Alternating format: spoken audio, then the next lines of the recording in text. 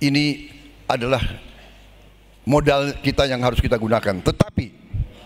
Tetapi masalahnya adalah bahwa selama ini bangsa Indonesia kurang pandai untuk menjaga dan mengelola kekayaan tersebut. Menurut saya kurang pandai karena ada suatu fenomena yang telah berjalan, yaitu yang apa saya sebut sudah berapa tahun.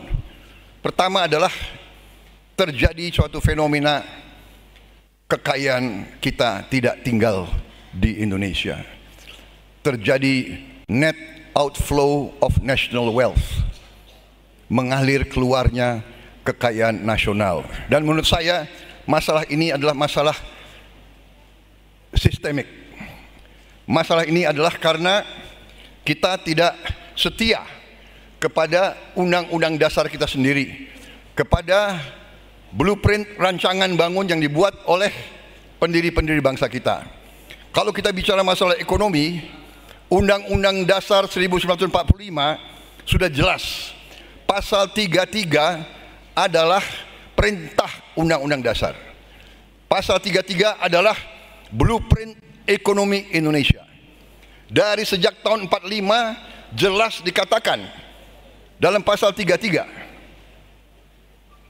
bahwa perekonomian disusun sebagai usaha bersama berdasar atas azas kekeluargaan. Tiap negara punya budaya lain, tiap negara punya kultur berbeda. Kalau di suatu negara atau katakanlah di negara barat, mereka sangat suka dan sangat yakin dengan kapitalisme neoliberal, ya itu mereka. Tetapi budaya kita, pendiri-pendiri bangsa kita tidak merancang Indonesia seperti itu. Dan kalau kita pelajari sekarang, negara-negara yang ekonominya sangat pesat adalah negara-negara yang punya pasal seperti pasal 33. Ayat 2 jelas, cabang-cabang produksi yang penting bagi negara dan yang menguasai hajat hidup orang banyak dikuasai oleh negara. Ayat 3 lebih jelas lagi, bumi, air, dan kekayaan alam yang terkandung di dalam dikuasai oleh negara dan dipergunakan untuk sebesar-besar kemakmuran rakyat.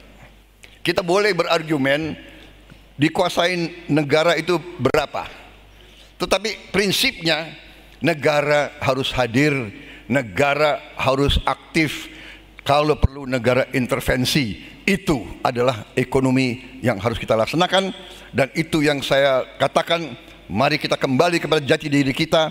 Sistem kita tidak bisa lagi meneruskan sistem kapitalisme neolib, karena di barat pun sudah tidak laku. Di barat pun sudah mengatakan bahwa ekonomi neoliberal tidak bisa membawa kesejahteraan kepada rakyat banyak. Yang dibawa adalah kekayaan 1% bahkan kurang, dan itu jelas tidak memungkinkan kita jadi negara sejahtera. Saudara-saudara sekalian, dengan demikian cara kita mencapai adalah kita harus kembali kepada ekonomi Pancasila. Apa itu ekonomi Pancasila? Ekonomi Pancasila itu adalah ekonomi yang merupakan gabungan antara kapitalisme yang terbaik dari kapitalisme dan yang terbaik dari sosialisme, yaitu jalan tengah.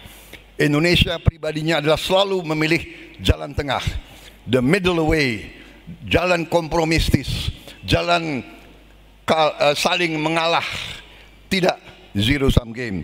Lanjut, ekonomi Pancasila ini berdasarkan prinsip-prinsip, saya kira saya tidak usah ulangi prinsip-prinsip tersebut.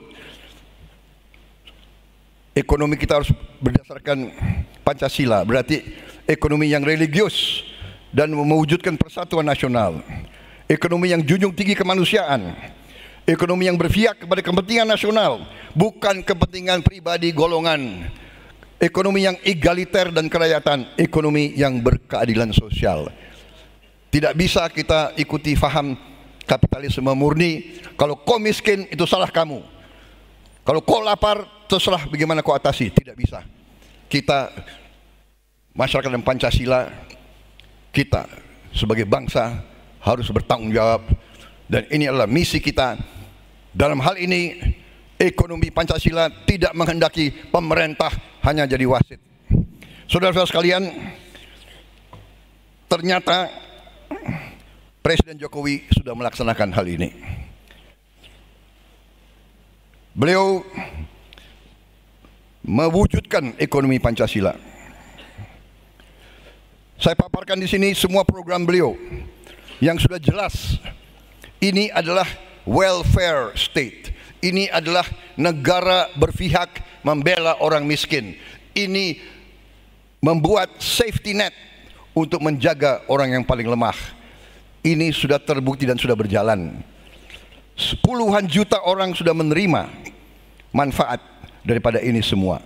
Saudara-saudara, kita bisa hitung berapa puluh triliun, berapa ratus triliun yang kita sudah alokasikan untuk